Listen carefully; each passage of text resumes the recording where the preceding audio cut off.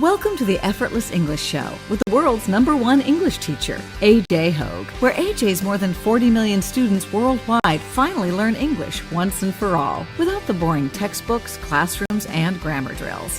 Here's AJ with a quick piece to help you learn to speak fluent English effortlessly.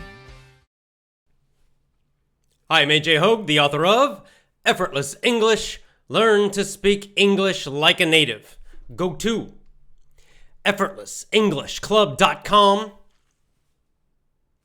effortlessenglishclub.com. Join my VIP program at effortlessenglishclub.com. Book club show today. We are finishing our second book. For book club. Rich Dad, Poor Dad, Robert Kiyosaki. Today, we finish the book. Yay! The end of Rich Dad, Poor Dad. You will all be rich after this, right? That's the plan. As always, for the book club show, I'm live on Facebook. It's a video show this time. Live on Facebook.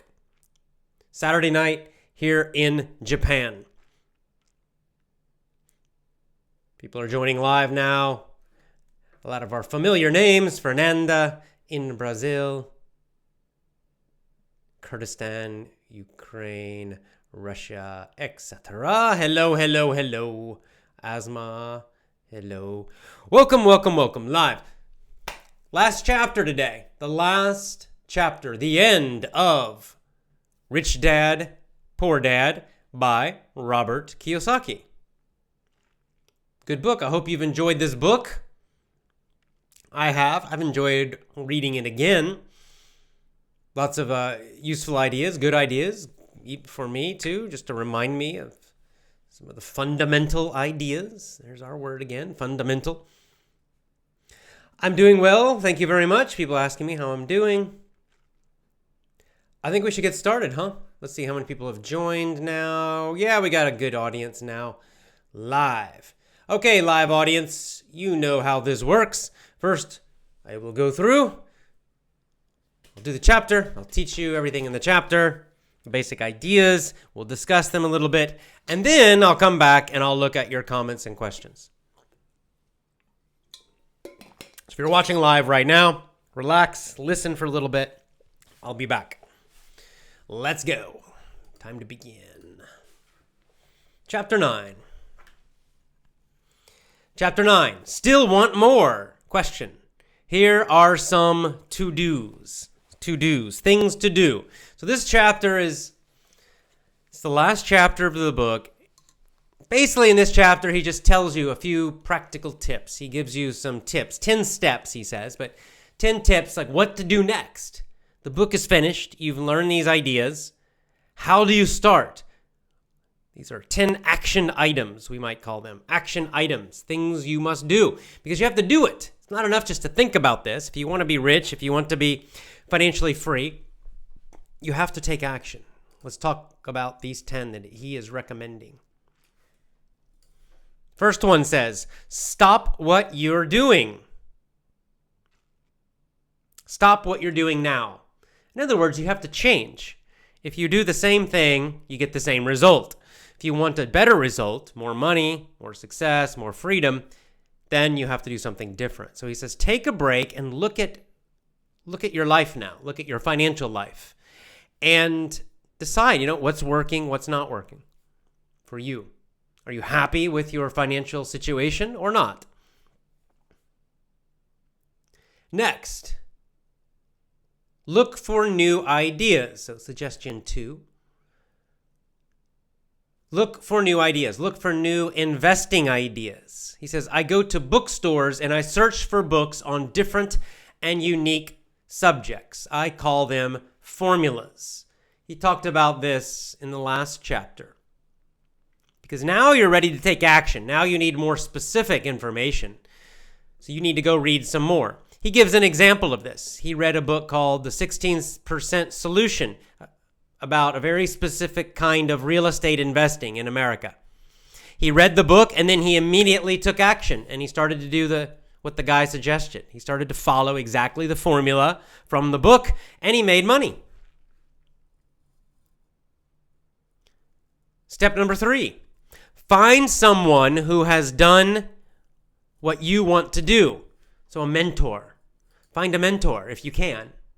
Not always possible, but if you can, find a mentor. Find someone who, if you're interested in stocks, then find someone who is successful trading stocks.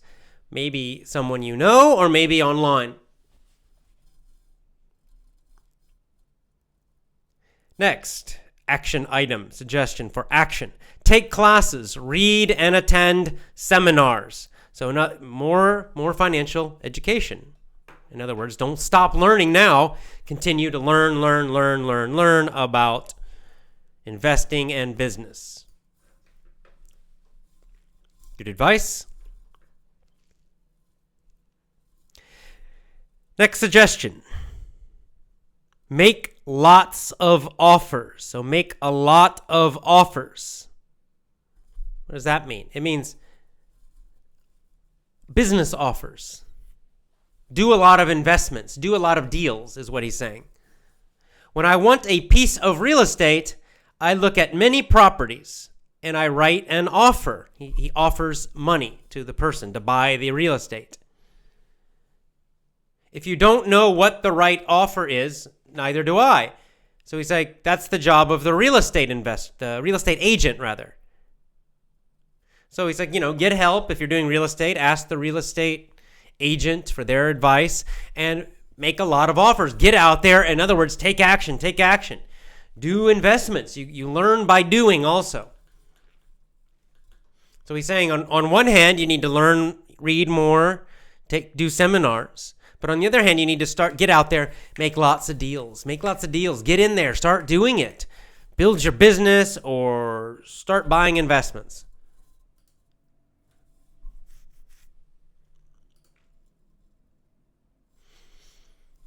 To limit your risk, he says, shop for bargains in all markets. Shop for bargains. So look for good deals, in other words. Don't just pay for the first price. Look for good deals, good investments that are maybe low price right now. It's a good deal, right? So he's like, always be looking for good deals. Or if you want to do real estate, constantly be looking in your area for good deals.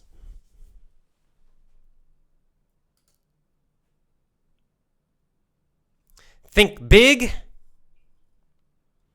and limit your risk. Start small and think big, he says. Start small and think big. So when you first start, I've said this in a few of these Rich Dad shows, don't do a gigantic, huge deal your first time. Don't try to start a big business your first time. Don't risk all your money the first time, or never do that, actually. Limit your risk. Start small. And then think big. Your long term, you can think big, but start small. And then his final suggestion or point is action always beats inaction. Inaction means not action. So doing something beats doing nothing, right? Doing something beats doing nothing. The biggest problem most people have for financial freedom, for investing or starting a business, is they don't start. They don't do anything. They think and think and think. They read and read and read, but then they never actually do anything. Just taking action will help a lot. Then there's a little section at the end, just after chapter 9, called Final Thoughts. And he teaches us one more thing. He says there are 3 types of income.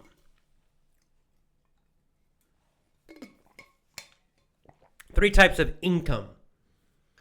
Ordinary earned income. That's basically from a job. Ordinary earned income. Number 2, portfolio income. And number 3, passive income. So what's the difference? Ordinary earned income, that's what most people do. That means you work for it. You're working for it. It's your salary, or you're from a job usually. Passive income, he says, is usually from real estate. It's usually income from real estate. People are paying you rent. That's passive income.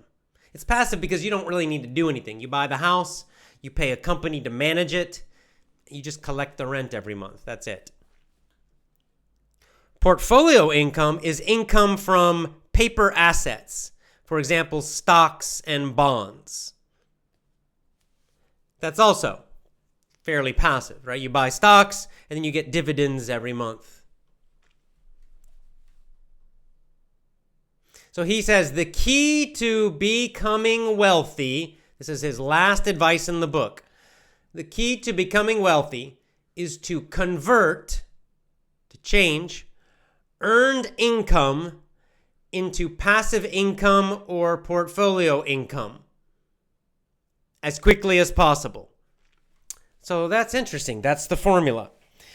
You get earned income. Most people do, right? It means the money's coming in. The money's coming in. It's a paycheck, basically. So you have money coming in from a job. Money coming from a job. How do you become wealthy? How do you become free? You change that. You take that money and you invest it so that you get real estate or a business or stocks. So you're changing your job income, right? Your job payment, and then you're changing it, you're converting it, you're investing it in income payments from real estate or stocks or a business. That's how you become rich. That's how you become wealthy. That's how you become financially free. You don't become financially free from your job, is what he's saying. And that is all. That's the end, really. It's kind of a short ending. It's mostly a summary of the points of the book at the end here, and encouraging you to get started, basically. Take action is what he's saying. All right.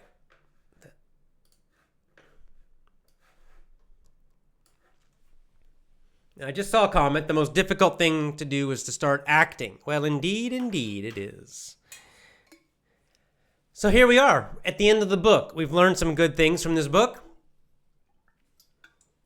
We've learned the difference between assets and liabilities, income and expenses. And you've learned the key points. How are you going to get rich? How are you going to become financially free? Now you have to do it. Reading a book is the easy part. Taking action, that's the thing, right? Nothing happens if you don't take action, nothing happens. If you don't start investing, nothing happens. If you don't create a business, nothing happens. You have to do one of those. It's the only way.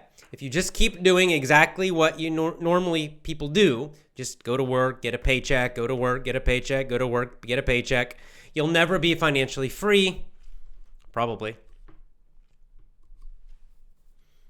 You probably never get rich. Even if you don't want to be rich, if you just want to be free, you've got to take action and start doing these things. So there you go. Are you going to do it? That's what I want to know. Are you going to take action? I hope so. That's why we did this book. Not just to read it, but for you to take action. Here's what I recommend now. Now that we finished the book, I recommend get the book and read it yourself in English. Some of you are already doing this, which is great. It's good for English learning too, especially business English. So get the book. If you don't have the book already, please get the book. Robert Kiyosaki is the writer. The book is Rich Dad, Poor Dad. Rich Dad, Poor Dad. I recommend get it in English. Get it in English and then read it in English. You can watch all of the videos. You can go back and review all of my videos. They're on YouTube. They're on my blog too, effortlessenglishclub.com. So go review them. Review them and then read the book. Read one chapter, review that show, read chapter 2. But most important of all, I hope you will actually take action and become financially free.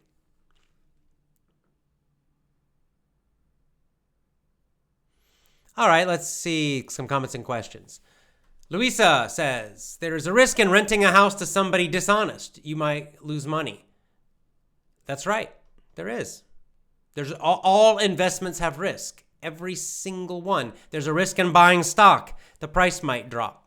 There's a risk in starting a business. It might fail and lose some money. So it's not there's no way to completely avoid risk, right? Or everybody would be rich. very quickly if it was that easy. It's not. Managing the risk is a big part of this.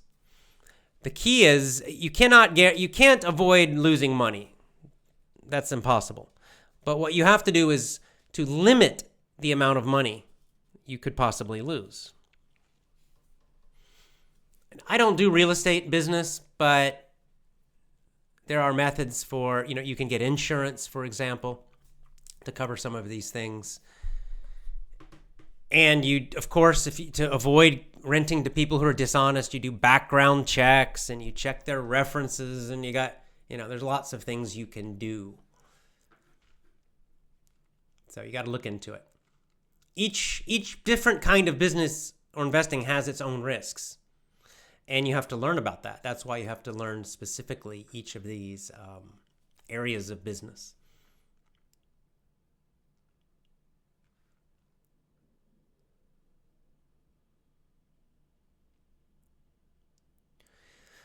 All right.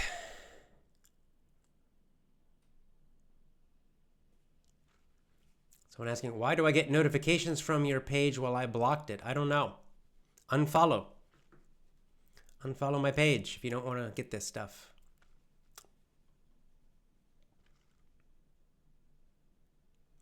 AJ, I'm from Indonesia. How can I get the books? Well, the Rich Dad, Poor Dad book is an international bestseller since, I don't know, like the year 2000 or something like that. It's a very easy book to find. I know it's popular in Asia also. Robert Kiyosaki is very popular in Asia. I've seen his books in Southeast Asia, around Thailand, Malaysia. I'm sure you can find his book in Indonesia. I'm sure you can. You can try online. There's online booksellers. Kobo.com is a good one. Kobo.com. Kobo.com. Just go to Kobo.com and search Rich Dad, Poor Dad.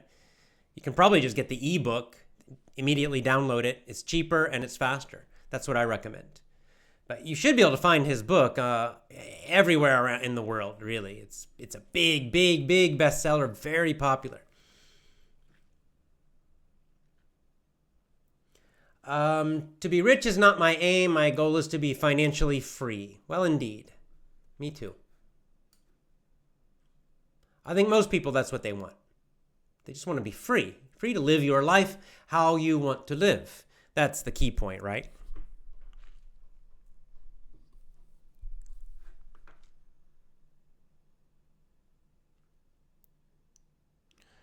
And then Asma mentions it's first hard in the beginning to start. After that, it becomes easier after the first step.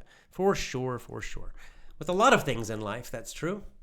The first step can be the most difficult. It's the most scary because it's the most unknown. But when you take the first step, you find a lot of the fear will drop away, will go away. And then everything feels a lot easier after that first step. Okay, Ong asks, should I start an online business because it costs almost nothing but a new idea? You can. That's what I did, obviously. Started an online business, but you've got to learn about it. A lot of people think, online business is easy. Just start a website and start making money. It's not so easy. You've got to learn a lot. You've got to learn a whole lot about marketing, probably about advertising too. You have to know who your market is, and you have to have a service or a product that people want. But it's yes, for sure. If you want to start an online business, if you've got a good idea for one and you really want to do it, yes, absolutely. You're right that it is possible to start an online business fairly cheaply. It's one of the advantages. There's lower risk. So yes, it is perfectly good kind of business to start if you want to.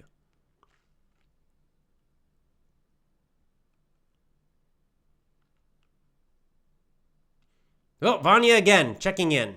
Wow. Okay, Vanya, if you remember, those of you who've watched the show before, Vanya, a little while back, was talking about, left some comments about possibly taking a gap year, not going to university, taking a break first. in order to travel. And he did it. He decided to do it. And now we're getting updates from his travels. Let's see the recent update. Vanya says, well, I have really got great news for you. It's not related to the topic of business. That's okay. Since I started doing a gap year, I have convinced more than 20 students to try your system. Well, thank you. That's fantastic.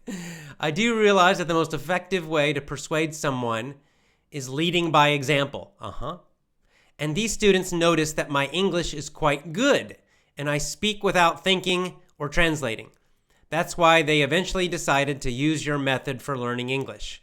I'm pretty sure you'll be happy about my achievement. I am very happy, Vanya. Thank you so much. Well, that's great. You're out there promoting effortless English. Thank you. Great. And I hope you're still having a great gap year and having a great time. You're such a great example for everybody. Really. Talk about taking action, okay? Here's a good example. So, when Vanya first commented, he wasn't sure. I think I might want to take a gap year. I don't want to go to university immediately, but I'm not sure, right? A lot of people say this kind of stuff. But then, they're afraid to do it. They're afraid to take the risk and take action. He just did it. I'm doing it, right? Suddenly, next thing, started getting comments that I'm doing it. I'm traveling now. Really, it's really great. Really great. I mean, that's what you do. You just take action and look at the great results. Look at the great results. Having a great time. I appreciate the promotion of effortless English for sure, but even more importantly, took control of his own life and took action despite the unknown. He had no idea what was going to happen, but he just took the first step, and now he's having a great year, doing great. Such a good example. That is the great example. And that connects to anything. That's true for anything. It could be travel. It could be starting a business. It could be investing. It could be anything at all.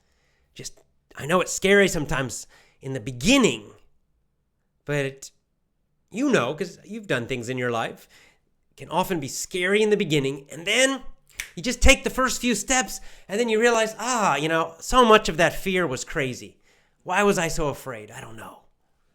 No need to be so afraid.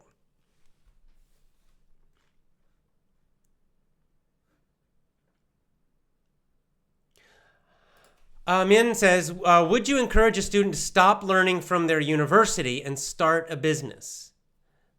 It depends. Yeah, I mean, overall, generally, it's a great thing. But it depends on each individual. It depends what they want in life.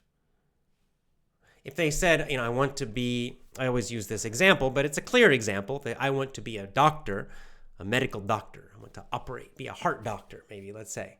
Then no, I would not recommend it because they got a lot of school to do to become a heart doctor.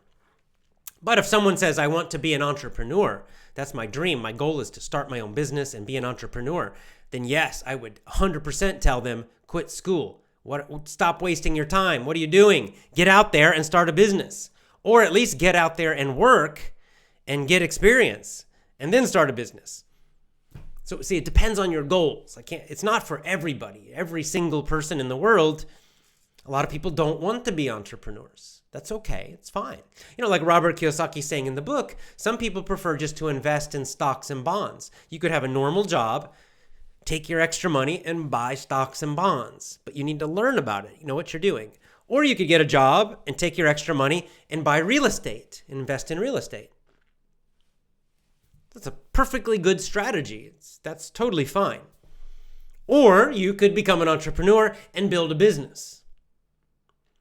That's another way to do it. That's my way. That's my favorite way. I think it's a great way for a lot of people, but no, I can't say that for everybody, right? Everyone's different, so you have to know yourself too.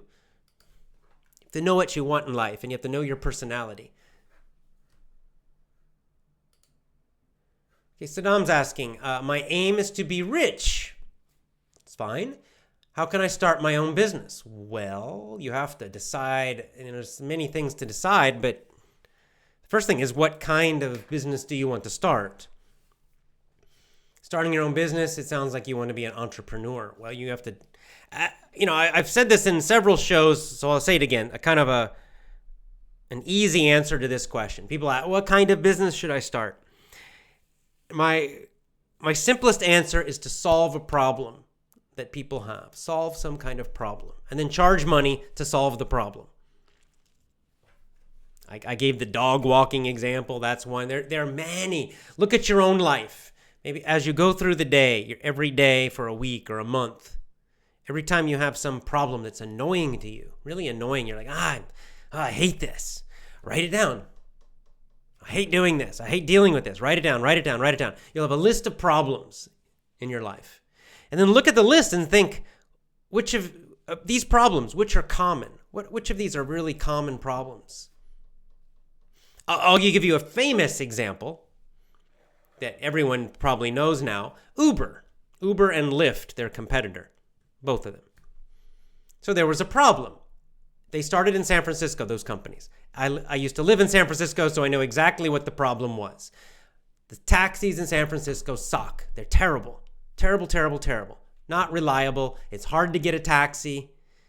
And they're not reliable. Sometimes you call a taxi, for example, you have to go to the airport to get a plane. You call the taxi company. They never come. They say, we're coming, and they never come. You can maybe miss your plane if you do that. It happened to me many times in San Francisco. So super annoying. So somebody said, well, this is really annoying. This is a problem. And a lot of people have this problem. How can I solve this problem? Well, what if we have an app on the phone and you just press a button and then somebody just drives around? And we can just let anybody do it. So we can have lots and lots and lots and lots of drivers. So really easy to get a driver. Very convenient and cheaper too. Uber, Lyft. They started a business and I don't know if they're profitable, but they should be. Lots of money. It's a big business. Lots of investors, certainly, investing in that business. That's a big example, but you can do that in a small way too. But you see, solving problems, because people have problems. A lot of people are happy to pay you to make their life easier. So I think that's a really easy way, a good way to start looking at a business to start.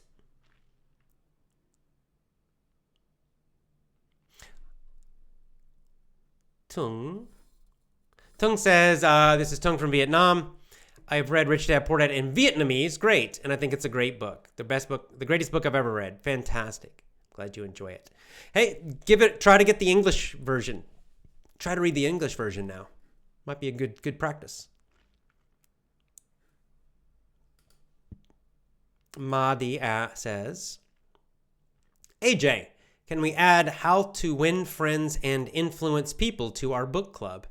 Yeah, good idea. I will add it to the list.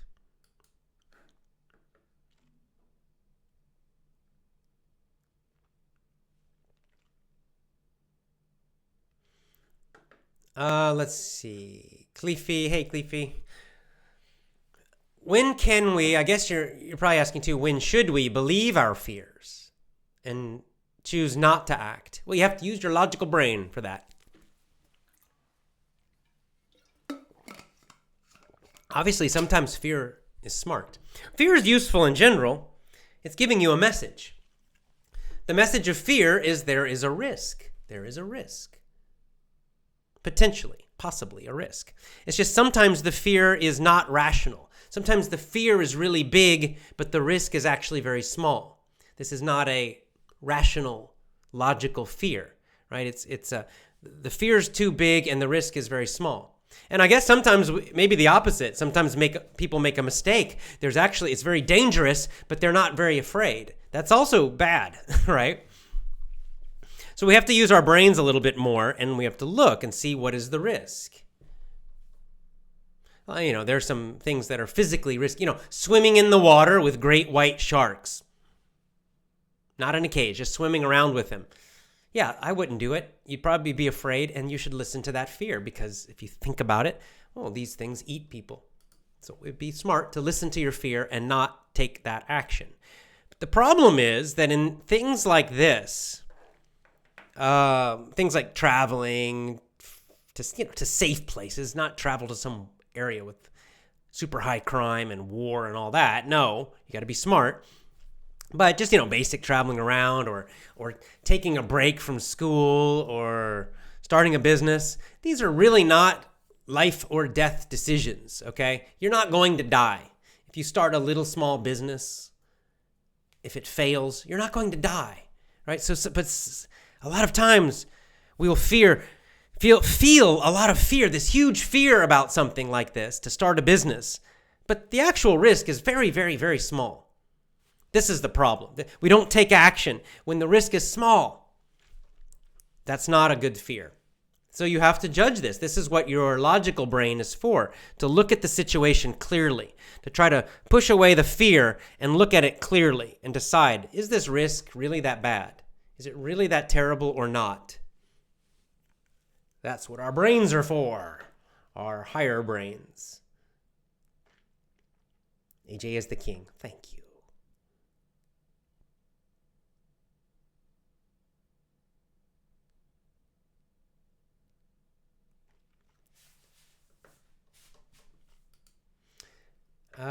Luis again, with money, nobody is alone.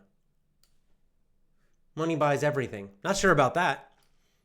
I think there's some lonely rich people, actually. I think there are. I think there are a lot of lonely rich people. So you just have to realize, again, we've said this almost every week, but money is a tool. And tools you can use them for some things, and for other things you cannot, right? There's the thing, money can't buy love. It's true. Can't buy love. It can buy, people who pretend to love you. It can buy fake friends, but real love and real friends, it doesn't buy that kind of stuff. No, but it's very useful. It solves a lot of problems. It makes life a lot easier when you have more money. For sure it does. You have more choices. You have fewer stressful problems that are caused by money. It definitely helps. It definitely helps in many areas of life. You just have to be smart about it. It's not going to solve every problem in your life.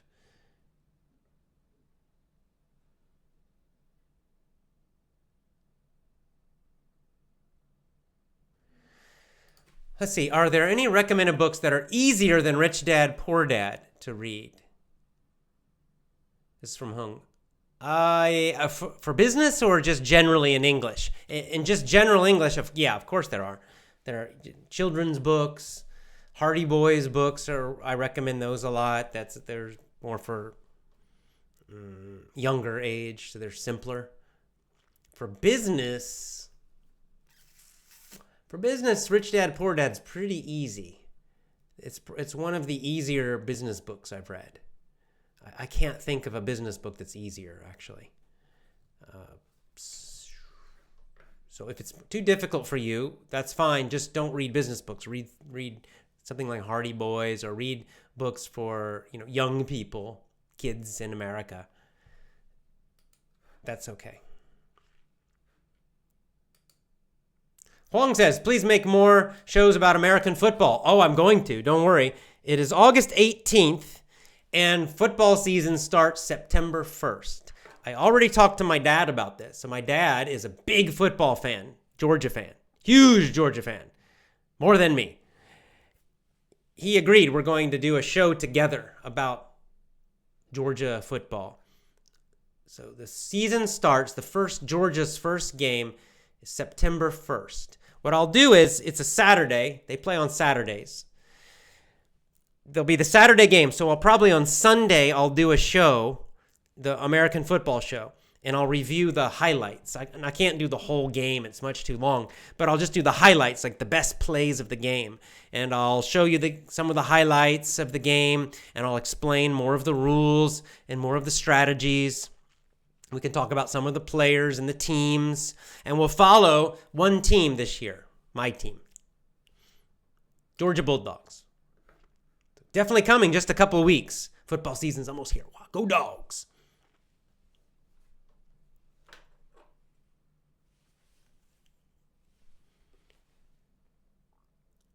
People saying hello from Italy, Albania, India, Brazil, Vietnam. Mohammed, a little joke here. Girlfriends or wives are liabilities or assets? Depends on the girl. My wife's laughing. Some are liabilities and some are assets. Choose carefully. Right?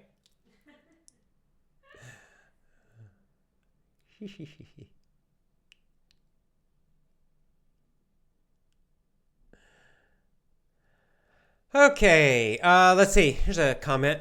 Hi, AJ. I love your teaching. Could you please speak like an American speed? Because most of your audios are simple and slow. Most of your natives don't talk like that. We want to hear a real native and accent of American. Well, I naturally speak fairly slowly. I'm not a fast speaker, just naturally. So this is about my normal speed talking to anybody. I'm not going super slowly. I'm from the South, the southern part of the United States. It's kind of famous that people generally from the South speak a little more slowly. On the other hand, people from, for example, New York City are famous for speaking fast. I do avoid slang. I don't use a lot of slang. I don't use a lot of idioms. But I'm not speaking unnaturally. This is my natural way of speaking.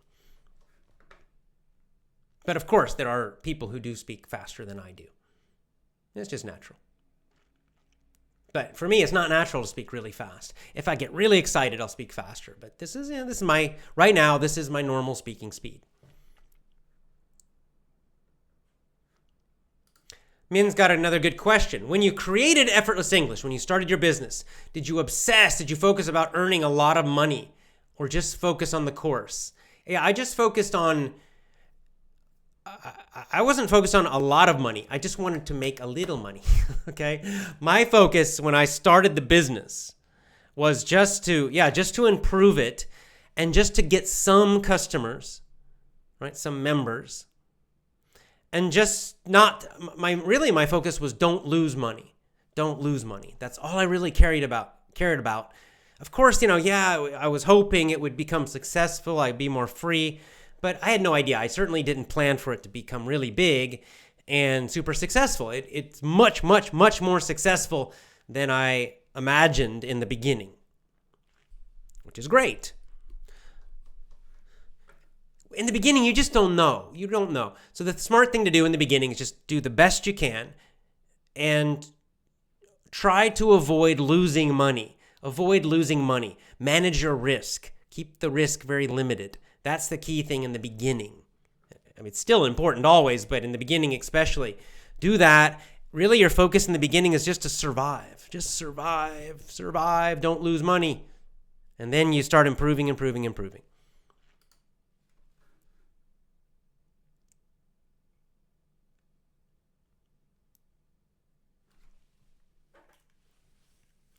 Okay, Muhammad Yusuf says, it's all about the first step. Then anything becomes easy once you start. There's no coming back. Just don't stop and think and picture your future.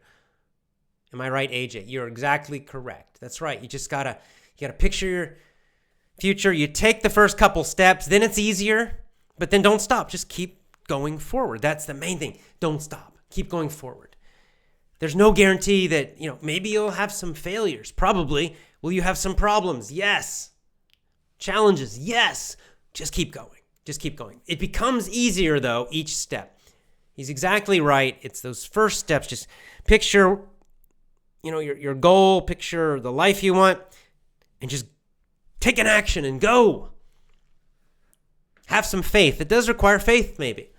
Maybe you just need faith in the beginning. That's okay, too.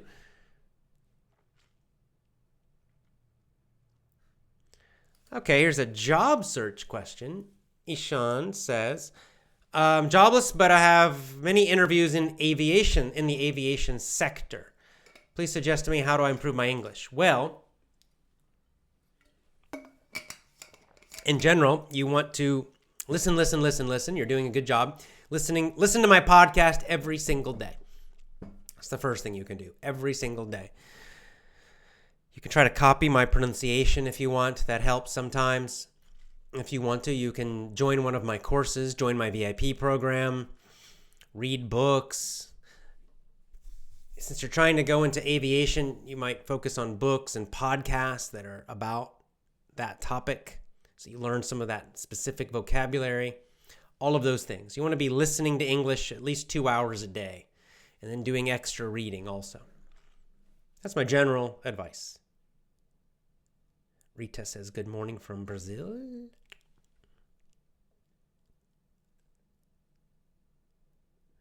Oh, here's a nice comment. Hasina always has great comments.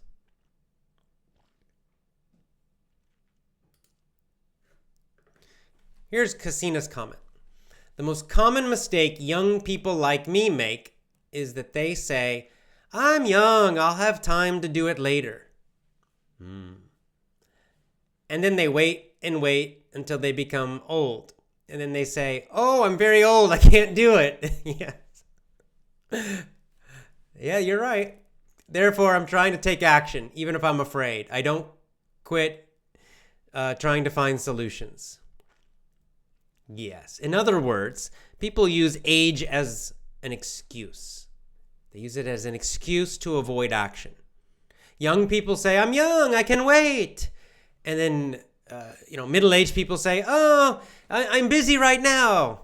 In my life, I'm too busy. I'm middle-aged. Maybe it's too late for me. Or I'll do it when I retire. And then old people say, oh, I'm too old to do it. I'm too old. It's too late. Just an excuse. The age doesn't matter, okay? You can start a business when you're old. You can start a business when you're young. You can invest when you're old. You can invest when you're young. Just do it now, right now, whatever. It doesn't matter your age. Stop using that as an excuse. If you're young, do it now. None of this, oh, I'll do it in 10 years. Yeah. No, you won't. Why avoid it? What's the point of avoiding it? Take action. And if you're 70, do it anyway. It's fun. This is the other part about it. It's enjoyable. It's fun to do this. It's fun. After you get over the fear, the first few steps, right now it's not fun because you're afraid. Oh, I don't know. But then after you take a few steps, you get into it, you start to realize it's kind of a game. It's fun. It's fun. At any age, it's fun. You don't need to become super billionaire. Just get in and play the game and enjoy it. Fernanda with a follow-up comment. I've been changing my mind after this book club. So many lessons for life. I'm not an entrepreneur. That's okay. But I will start to increase my income fairly. I've learned a lot. I will read Rich Dad again, listen to the audiobook, and watch the shows. Perfect. Yes, and Fernanda, good point. Everyone is not an entrepreneur. I understand that. That's why I can't tell everybody be an entrepreneur, because many people should not be an entrepreneur. They don't really want to. It just doesn't fit them. That's fine. There's no problem with that. No problem at all. Robert Kiyosaki is not saying you have to be an entrepreneur. You don't have to. But he's saying what you can do, what anybody can do, you can have your job normally, and you have your paycheck, but then take your extra money, cut your expenses, you have extra money, save extra money, and then use it, invest it. You can buy real estate and rent it to make passive income, or you could buy stocks and bonds to get that portfolio income. And in this way, you will grow your financial freedom, even with a job. It's good advice. Good advice. So you don't have to quit your job and start a business. It's not necessary. There are other ways to do it. Some people, that's a great thing to do. Some people don't want to do that, and that's okay too. You have to know yourself and decide which path is right for you.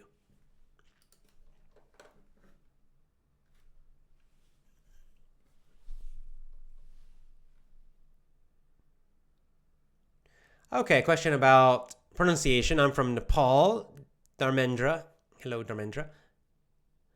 Benefited a lot from this group. I like the way you speak. I want to have my accent be like a foreigner's, more of a native accent. What should I do for this? Well, one thing you can do is you can just, play and pause, and copy my pronunciation using this show. Or I also have a pronunciation course. You can get my pronunciation course. It's at my website there, effortlessenglishclub.com. It's designed for exactly that.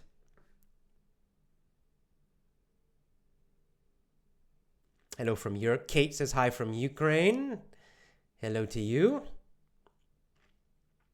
Oh, and someone else from Nepal. A few Nepalis today.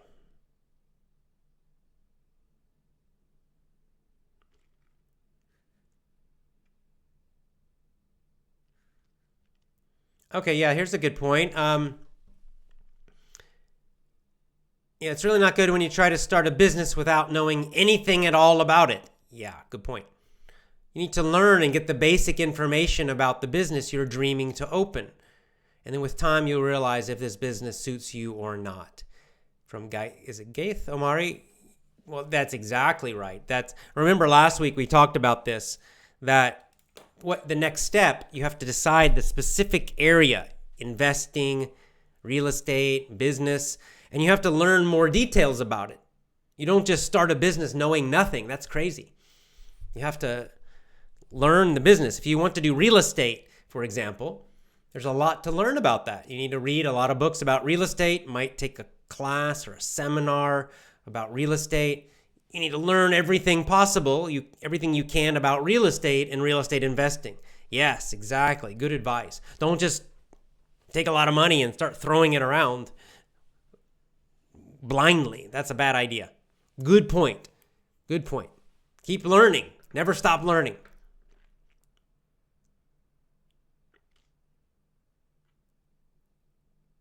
Imran says, 2 years ago, I didn't speak English, but now I can tell stories in English. I read books in English and having fun. Thank you. AJ, you're a great teacher. Well, thank you very much, Imran. Thanks for sharing your success story. I appreciate it.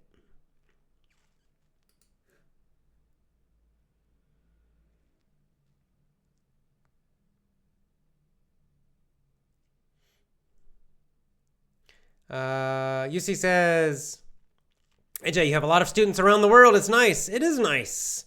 Many different countries. We've got countries in South America there. I know North Americans too. All through Asia, Europe, Africa.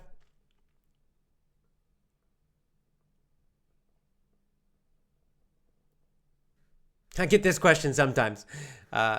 What do you think about learning from the audio recordings during sleep? I don't think it works very well. You think you need to be awake. I wish it worked. That would be great. Just go to sleep, right? And listen to foreign language, listen to English while you're sleeping. And then 6 months later, you speak fluently. But I just don't think it works. You can try it, but I don't think it works.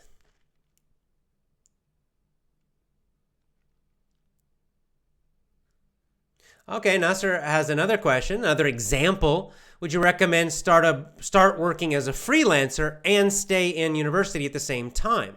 Yes, good. That's also another choice, another solution. Some people have done this. Some very famous people have done this, right? They have been at school, like in the tech industry, for example, in IT, the computer industry. There are a lot of examples of people who they started university, right? Especially in California or at Stanford. And they were in school and they started a business. They started their computer business, their software business while they're in school. And many of them quit school. Many of them only go to school a couple years. The business starts growing and becoming successful and they realize, goodbye school, and they just quit and then they go and do their business. But you could do both like that. That's right. You could work as a freelancer or you could start a business while you're at school at the same time. And then if the business starts to grow or your freelancing business, your freelancing job grows and grows, then you could just quit school once you have an income. That's another solution. See, there are many if you're just flexible with your mind, there are many, many, many ways to do this. Many opportunities, many, many opportunities.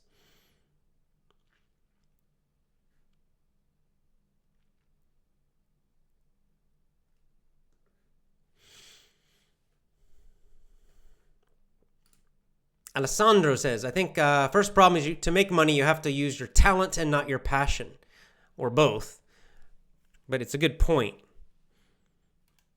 So talent is something you're good at.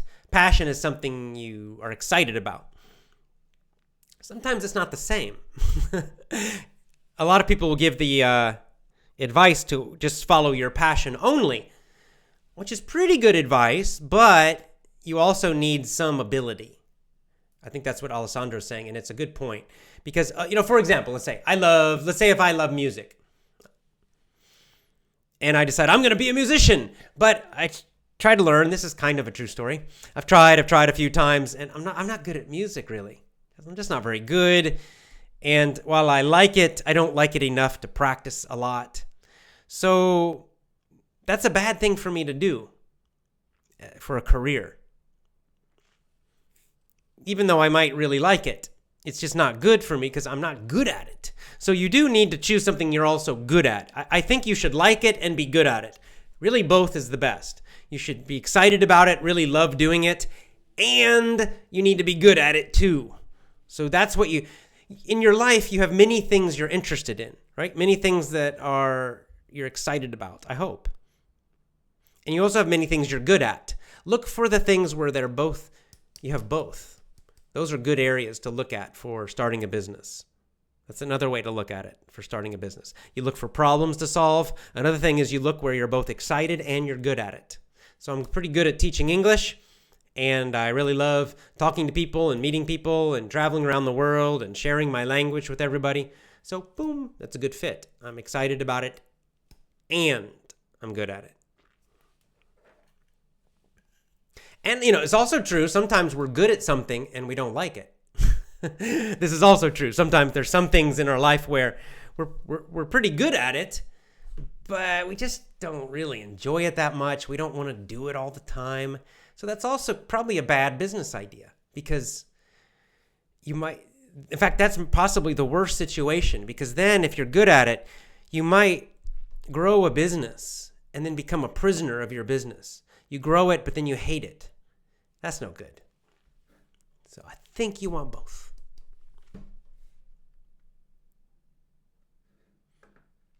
All right, Madi says, my parents tell me to study and become a doctor. Then you're going to have a great life. I also like to study and be a doctor, but I want to hear your advice also.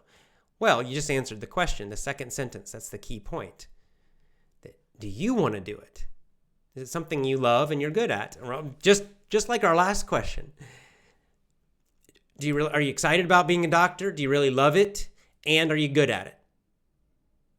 If you love it and you're good at it, yeah, probably you will be happy. But it's no guarantee of a great life. Not at all. I don't know about other countries because every country has the laws and the rules and everything about being a doctor and the medical industry. Very different, each country. So I can only really talk about the United States, about America. In America, I would not be a doctor unless you really loved it and you're really good at it because it will not guarantee you a happy life, not at all. There's so much bureaucracy. It's just, there are a lot of very unhappy doctors. So it's no guarantee. I think this general idea that, anyone who becomes a doctor is going to be happy and have a great life, that is not true. It's also not true that becoming a doctor means you will automatically be rich and financially free. Not true also. Does that mean it's bad to be a doctor? Of course not. It just means, but you should be interested in it and you should be good at it. This is the key thing, right? There's not a right or wrong answer. Doctor, I'll give you a very different example. A plumber. These are the people that fix the pipes in your house, the water pipes, right? Like if your toilet has a problem, a plumber will come and they fix it. Or if just the water, any of the water in your house, they fix it. So this job, like very few parents, we don't have the idea, become a plumber and you'll have a great life and be happy and rich, right? Because it's seen as a lower job than doctor in most places. Oh, a doctor, it's such a high job. But think there's so much debt, so many years of school for that. It's not necessarily a good deal to be a doctor. Plumber, you can learn to be a plumber in a much shorter time. But you can still start your own business. You can still be very independent. You could become much, much, much richer than a doctor. If you're good especially at the business part, there's some very, very, very rich plumbers who own very successful businesses. So this idea that, doctor is better than plumber is absolutely wrong. It's not correct at all. It depends on you, okay? It really depends on you, how you do it, how good you are at it, how much you love it, and how good you are at the business part. Some doctors are not good with money. Some plumbers are really good. So it totally depends. I don't like this advice. I think that's old advice from parents. Become a doctor, become a lawyer. As just general advice, I think it's bad. I would never say that, just as I will never say you must be an entrepreneur, because that's also not good advice for everybody. It depends. But become a doctor, become a lawyer is also not good advice just to give to every single person. It's really bad to try to push your child to be a doctor or lawyer if they don't want to.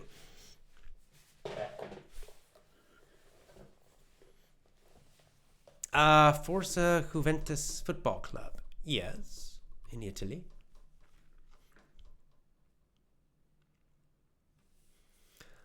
Hey Jay, what are the most important books in business and marketing? Well, businesses, that's a big topic. Marketing books. I would say Seth Godin has some very good books. They're about more like online marketing, but they're very good. Seth Godin. He's got a lot of books. They're really quite good. The basic fundamentals of internet marketing, online marketing, which is really important for all businesses now. Dan Kennedy. Dan, D-A-N, Kennedy, another great writer for marketing. And that's more general marketing. Excellent books. He has several. I'd start there. I don't give you too many. Dan Kennedy and Seth Godin. Hi from the Dominican Republic. Hello, Sudan, Bangladesh, Kurdistan. Nice. Thanks for everything. Yep, you're welcome. Hello from Egypt, Iraq, lots of things. Dominican Republic. Yeah, so Vanya, here's a nice thing. Success is not about the money or the fame. It's about becoming the best version of yourself. Right. And being the master of your own life. I say that phrase a lot. You have to be responsible for your own life and figure out in your own life. Like for me, I don't care about being rich, but I do want to be free. So for me, the motivation for money or for business, the money part has always been financial freedom. I don't really care about expensive stuff that much. But some people do. I don't care. If someone else likes rich cars and expensive houses and expensive clothes, like Robert Kiyosaki likes those things, that's fine. It's okay. You have to, everyone has to decide these things themselves, I think. I think it's just, about living the best life you can for yourself. And you have to figure that out. Focus says, Effortless English is one of the best English courses to progress very fast. Well, thank you. That's very nice. And then the next comment says, I want to get a lot of money. Well, get to work. Start working, start investing, open a business.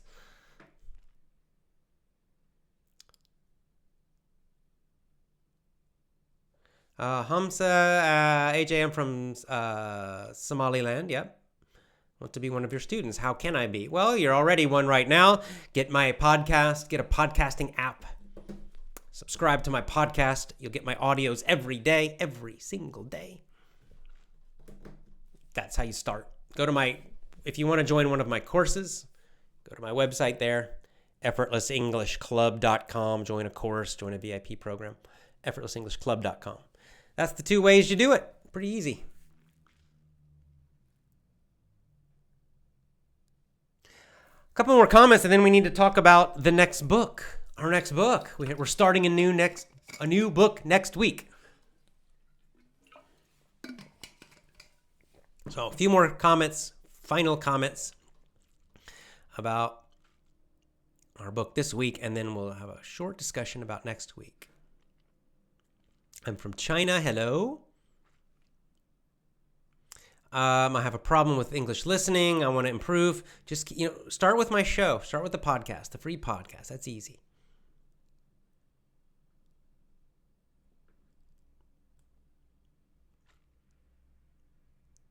Okay, Fernanda has a very specific comment from our Rich Dad chapter. It's a phrase that Robert Kiyosaki said. AJ, tell us more about this sentence. Profits are made in the buying, not in the selling. Profits. It means the money you make, right? The extra money you make. You make it when you buy, not when you sell. What does he mean by that? What he's saying is that if you're a good investor, real estate or stocks or whatever, that you will figure it out. You'll know if you have a good deal, and you will start making cash flow, making money immediately when you buy. It means when you buy it, it's already a good deal. When you buy it, it's already profitable. You don't have to buy it and then wait and hope, I hope it goes up. I hope it goes up. I hope it goes up. That's waiting to sell. But let's say you buy real estate, if it's a good deal, you've done your homework, you've researched it, and you get a really good deal. It means you buy the house cheaper than its value. Maybe the house is worth $50,000, 50. You buy it for 40. You get a really good deal for somehow. You've already made money. You already bought it for less than you could sell it, right? You already basically have a $10,000 profit, right? You bought it for $40,000. It's worth $50,000. It's already profitable the first day. The other way you could think about this is you buy that house and then you rent it, and then immediately it's paying you back money. You're getting cash flow from it right away. You're making money from it immediately. Your first month, you get rent, and the rent is more than your loan, right? So maybe you spend, maybe your loan payment is $1,000 a month, and you charge $2,000 a month for rent from the person renting. That means immediately from the first month or the first couple months, you're making money every single month, profit, right? So you're making money right from the beginning. That's what he's saying. That a good investment, a good strategy, you're making money immediately. You're profitable immediately. This is different than what a lot of people do, which is buy and pray. That's a bad strategy. You buy and then I hope it goes up in a few years. I hope it gets better. I hope, right? People buy it like a house. They buy it for $50,000 and then they hope in 10 years it's worth more. That's not such a good way to invest. The better way to invest is you buy something now with a loan, and then you rent it, and then immediately you're making money from it every single month. That's being profitable when you buy instead of selling. That's what he means, I believe. We are a bottle-blowing machine manufacturer in China. Aha, so you have a business. Excellent, says Fiber. Good. What are your special opinions about saving? Well, Amira asks, the best way to save more money and to have more money for investing is, of course, to cut your expenses, to live simply. Okay, a couple more.